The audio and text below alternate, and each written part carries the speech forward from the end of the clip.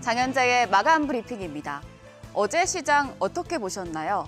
앞서 연준 인사들의 매파적인 발언과 구글 바드 오답 논란으로 미증시가 하락해서 하방 압력이 충분한 시장이었지만 지수는 낙폭을 축소하며 마감을 했습니다.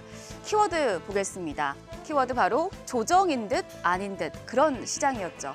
최근에 코스피가 2,400 후반대에 진입을 하면 지수가 너무 올랐다고 판단한 투자자들의 차익 실현 매물이 나오면서 상방이 제한되는 모습인데요.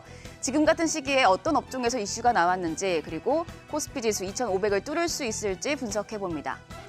먼저 양시장은 혼조세로 마감을 했습니다. 코스피가 0.09% 하락해서 2,481.52포인트의 장을 마쳤고요. 코스닥은 0.59% 상승 마감했습니다. 784.58포인트까지 올라왔는데 3일 연속 상승하면서 지난해 9월 순으로 되돌아갔습니다. 하방 압력을 받았던 코스피, 외국인의 매수세가 유입되면서 장중에 낙폭을 축소하는 모습이었습니다. 이날은 외국인과 개인이 동반 매수 우위를 나타냈는데요. 개인이 2,142억 원, 외국인이 1,495억 원 순매수를 했고 기관은 3,846억 원 매도했습니다. 옵션 만기일이라 기관 중심으로 매물이 나왔죠. 코스닥 시장에서는 외국인이 1,550억 원 순매수를 했습니다. 반면에 개인과 기관 동반 매도 우위였는데요. 개인이 144억 원, 기관이 934억 원 주식을 팔아치웠습니다. 업종별로 보면 중국 리오프닝과 관련해서 화장품 그리고 호텔, 레스토랑, 레저 업종 상승을 했고요. 또 2차 전지 관련주를 중심으로 한 전기 제품 강세였고 엔터 업종도 강세를 나타냈습니다. 먼저 화장품과 호텔, 레저 업종은 중국의 경제활동 재개, 리오프닝으로 수혜를 받을 것이란 기대감에 상승했습니다. 우리나라 경제가 상반기엔 둔화폭을 키울 수 있지만 중국의 리오프닝이 수출과 내수 회복에 영향을 줄 것이란 전망도 영향을 미쳤습니다. 2차 전지주의 경우 미중 갈등으로 국내 배터리 업체가 반사 수혜를 입을 것이란 점이 긍정적으로 작용했는데요. 뉴욕 증시에서 테슬라가 장기 사업 계획을 발표를 앞두고 3개월 만에 $200대를 회복한 점도 관련주 전반에 온기를 불어넣었습니다. 2차 전지 관련주에서 전장에서 LK 이노베이션 2.24% 오르며 종가는 16만 8,800원이었습니다. 그리고 오른 게 바로 엔터 업종입니다. 국내 엔터테인먼트 4인방이 실적과 신인그룹 모멘텀, 중국 리오프닝 이슈 등으로 연초부터 주가가 20% 넘게 오르며 코스피 평균을 웃도는 상승률을 보여주고 있는데요. 이런 가운데 지금 SM엔터테인먼트의 경영권 분쟁이 불거지면서 관련주의 주가는 더욱 들썩이고 있습니다. SM 이사회는 지난 7일 긴급 이사회를 열고 카카오의 제3자 방식으로 신주와 전환사채를 발행키로 결의했습니다.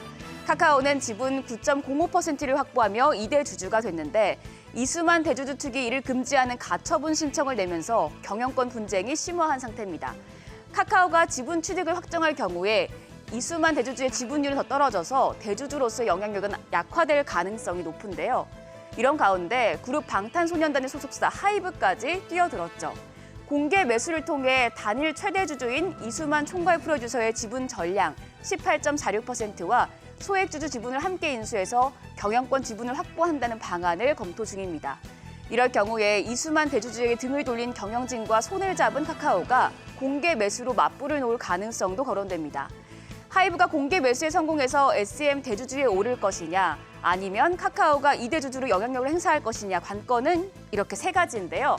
우선 하이브 측이 모두가 만족할 만한 매입 단가를 제시하고 확정해야 하고요.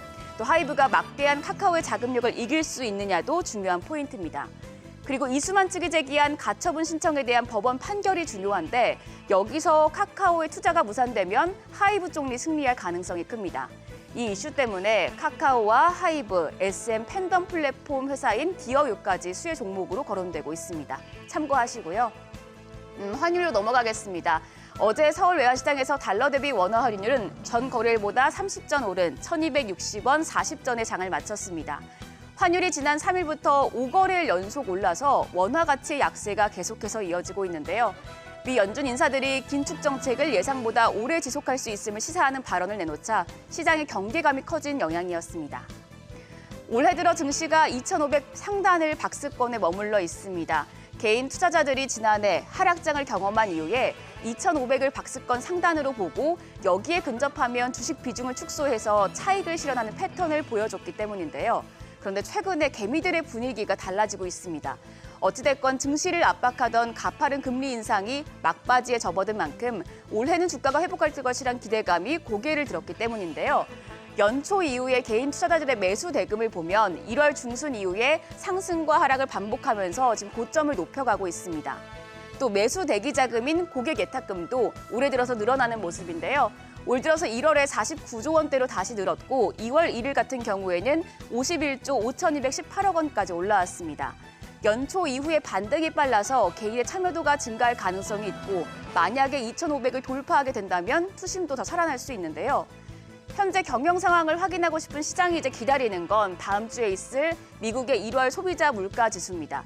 그리고 여기서 CPI 지수가 부담스럽지 않게 나온다면 미국의 경기 회복 여부가 주목되면서 그 경기 선행 지수 반등 여부에 관심이 쏠리겠죠.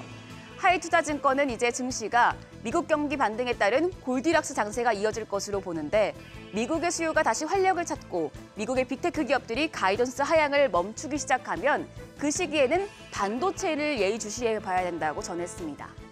마지막으로 오늘 나오는 기업들의 실적도 체크하시죠.